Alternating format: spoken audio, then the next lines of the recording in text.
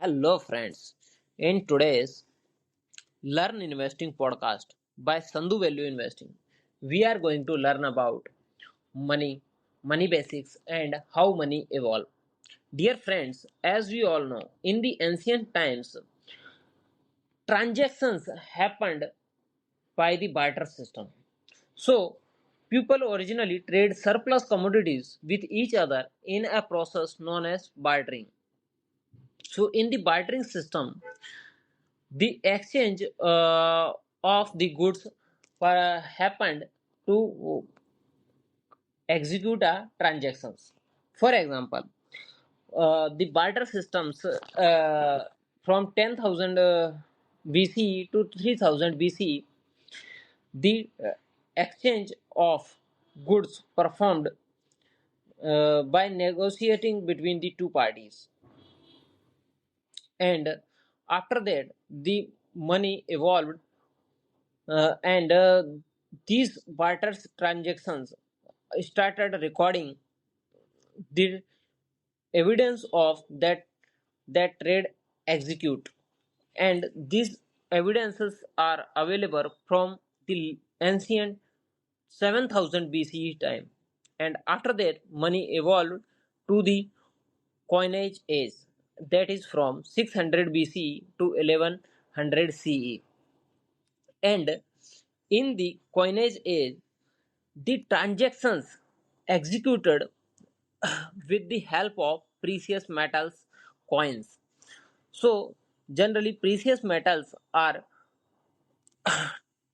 converted into coins, and these coins are used to perform any transaction or trading. So generally these coins are issued by states or kings, and after that money evolved to the banknotes age, which is from 1100 to 2000. Now the states began to use the banknotes by issuing paper IOUs. IOUs is the IOUs, which are used to make the promise that you will get the value as written on this paper, and IOUs are traded as currencies and could be exchanged for coins at any time.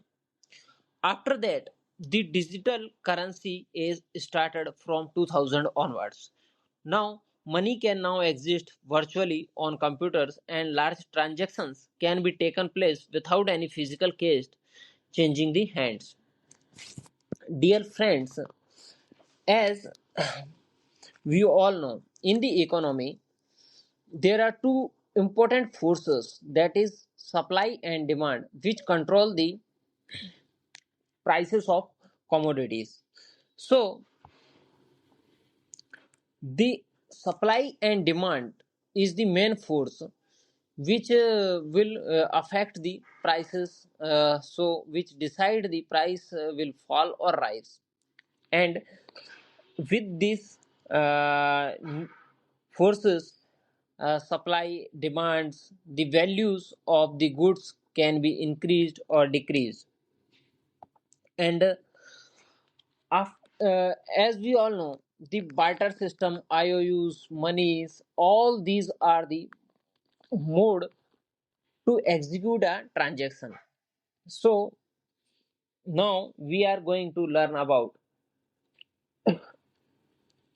timeline of artifacts like tokens, cows, cells, precious metals, IOUs, barter systems. So we all know that barter system is the system where trade involves the directly exchange of items, often perishable ones such as buffaloes or wheat, etc. And this system exists before 5000 BC. Then the Sumerian cuneiform tables is come about 4000 BC, where Transactions are recorded on clay tables and which also act as receipts. Then the 1000 BC is come of cowrie sales, and these cowrie sales are used as currency across India and the South Pacific. They appear in many colors and sizes. Then Lydian gold coins is come about 600 BC. In Lydia, a mixture of gold and silver was formed into discs or coins stamped with inscriptions. Then Athenian drachma is comes where Athenians used silver from Laurinon to mint a currency used right across the Greece world. Then Han dynasty coins from about 200 BC were often made of bronze or copper, and early Chinese coins have holes punched in their center. Then 27 BC, Roman coins come in existence bearing the head of the emperor. These coins circulated throughout the Roman Empire to execute transactions and act as money. Then Byzantine coins comes from 700 C, where coins were made from pure gold. Later, coins made with the help of other metals also, like copper. Then in 900 C, Anglo-Saxon coins come in existence in the 10th century, where silver penny has the inscription stating that Offa is the king of Mercia. Then Arabic diorama, where many silver coins from the Islamic empires were carried to Scandinavia by Vikings. Dear friends, we all know the money is very important and it is used for trading and for the exchange of goods. As we all know, money is not money unless it has all of the characteristics, like money must have value and it should be durable, portable, uniform, and divisible, and also in limited supply and can be used as a mean of exchange. If money underlies all of these characteristics and also have its trust by the pupils, must be accepted as money and can be used to pay for goods. Money should store the value, and money should act as a mean by which people can store their wealth for future. It must not thereof be perishable, and it helps if it is of practical size that can be stored and transported easily. And also most money originally had an intrinsic value, such as that of the precious metal that was used to make the coins.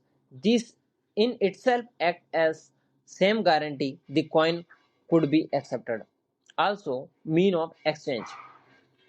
Money must be possible to exchange money freely and widely for goods, and its value should be as stable as possible.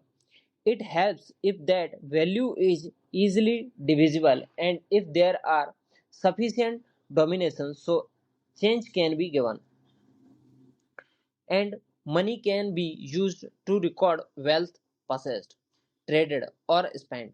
Personally and nationally, it helps if only one recognized authority issues money. If anybody could issue it, then trust in its value would disappear. Dear friends, as we all know, the economy in the 16th century became the more sophisticated and economics as a discipline emerged. which will build the modern money theories. And after that, the money started in development. Like many money will also lead to many establishment of many important companies. Like in 1553, in England, companies started building and investors bought shares of the companies. And then in about 1694, Bank of England was created as a body that could raise funds at low interest rates and manage national debt. And after that, US dollar mm, will be developed as currency, and that then the Bank of England linked its British pound with the equivalent amount of gold and adopted the gold standard. And after that, many countries in the world also started gold standard, means they link their currencies with the equivalent amount of gold. Then the credit cards is come, where the credit cards are issuing to consumers, which can help the consumers to make small purchases with credit card, which grow the personal depth. And then the age of digital money from 1990s come in existence, where electronic payments increased and become popular as the internet users increases. Dear friends, in 1999, 12 European Union countries joined together and replaced their national currencies with euro, and banknotes and coins were issued 3 years later. Then, from 2008, the modern currency or modern digital currency bitcoins come in existence, and a form of electronic money that exists solely as encrypted data on servers is announced. The first transaction took place in January 2009. Friends, as we all know, modern economics, by the 18th century, people began to study the economy more closely as thinkers try to understand how the trades and investment decisions of individuals could have an effect on prices and wages throughout the country. Dear friends, let's understand the modern economics with a simple example, which is also explained in the book The Wealth of Nations by Scottish economist Adam Smith. So he explains that if there is only one seller in the market, then the buyer buys a very less amount of goods, because seller A is the is have monopoly and it sells the goods at very high price. Then the another seller B come to the market and sees an opportunity and started selling the goods at very lower prices as compared to seller A. Then the buyers started buying the goods from seller B. Then seller A sees that his sales reduces, then he reduces his price, and seller B increases his price, which brings an equilibrium in the market where buyers and sellers all are ready to transact and to adapt the price for the goods. So he says this as an invisible hands which guides the economy, and in this way, the monopoly of the A is reduced from the market, and the equilibrium come in existence in the market as the competitors come in the market. Dear friends, there are so many theories on money and economics developed in the modern world, but some of the main theories which make us understand about the money and economy is the Fisher quantum quantity theory of the money, which explains that the supply and low or high supply of the money is the thing which will affect the prices of the goods. For example, if money supply is low, then demand for money rises, which increase the value of the money. So now people can buy more goods with the less money. If supply of the money in the market increases, then demand for the money reduces, which lowers the value of the money or reduces the value of the money. Then the buyers can buy few goods with a very high amount of money. Then another good theory by Marx labor theory of value come in existence. According to this theory, the value of the goods is not on the basis of demand for the goods, but it is based on the value of the labor used to produce the goods. For example, if one pair of shoes is built by two persons working for 2 hours, then the price will decide on the basis of the wages for the two persons working on 2 hours. And similarly, if the price of the goods for production increases, then the price also increases.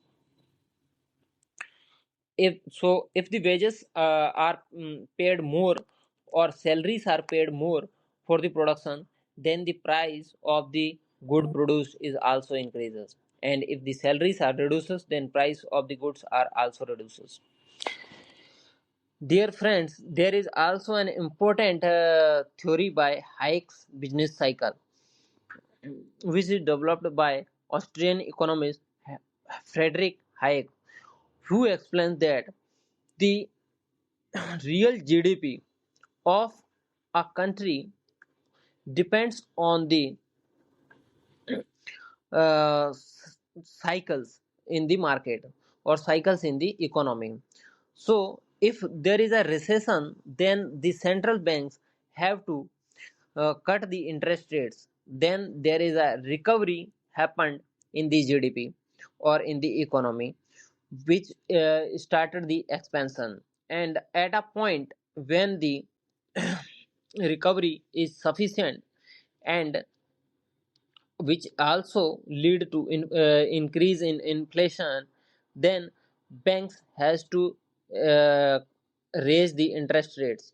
Then there is comes a correction in the market or correction in the economy, which is so. In this way, interest rates by the central banks is the weapon used to make the economy stable and grow the GDP of the country at a good growth.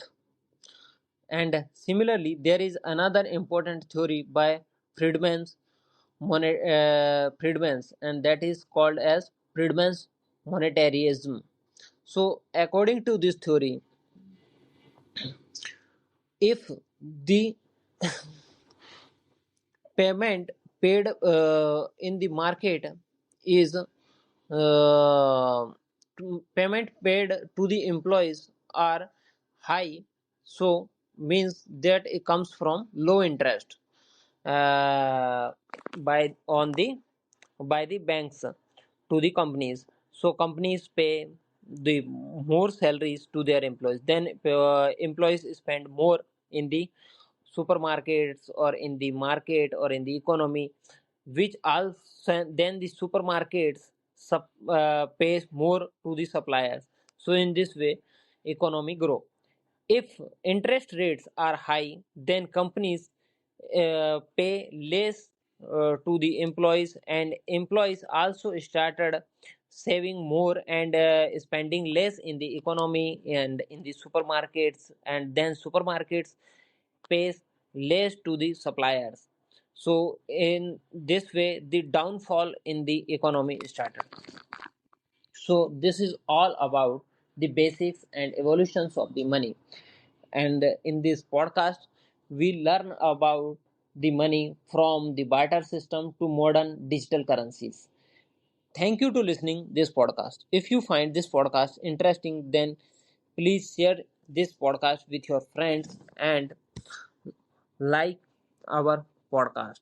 Thank you to listening this podcast. You can also visit our website sandhuvalueinvesting.com to learn more about money and investing.